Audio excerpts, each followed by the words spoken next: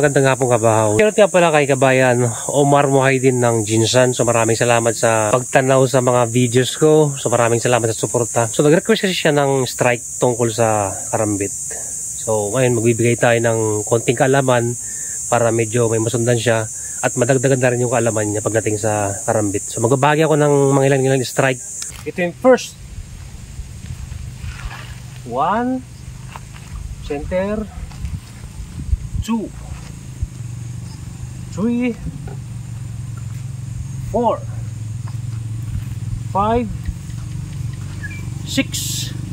Pwedeng 6. Depende sa inyo. So yung pangalawa, 1, 2, 3, 4, 5, 6, 7, 8, 9, 10, 11, 12. So yung pangatlo, 1, 2, 3, diba? 4, 5, 6, 7, 8, 9, 10, 11, 12, 13, 14, 15, 16, 17, 18. Sitting 1. Yan. Yan siya. Yan. Yan. Yan.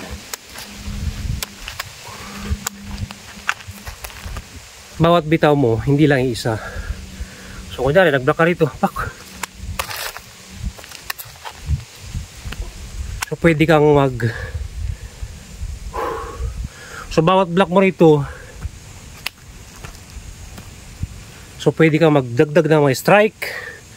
Nakadepende sa'yo. Kailangan mo lang masanay kontrolin yung mga strike mo. Kasi dito, pag nagkamali ka, lalo pag live yung ginamit mo, so pwede kang mga sugatan. Ayan. Kasi ako yung live ko nito, naka double blade siya. So once na, diba? So, alam niyo naman pagdating sa karambit, diba? So konting strike lang talagang madadamage ka rito. Kailangan mo lang sanayin yung sarili mo, kontrolin yung mga strike mo. Kasi mahirap yung pag nag-strike ka rito, yung magkakamali ka ng ganun. So dapat talaga alam mo na yung tapon ng mga strike mo. So kahit magbalik-baliktad man yan, diba? So hindi ka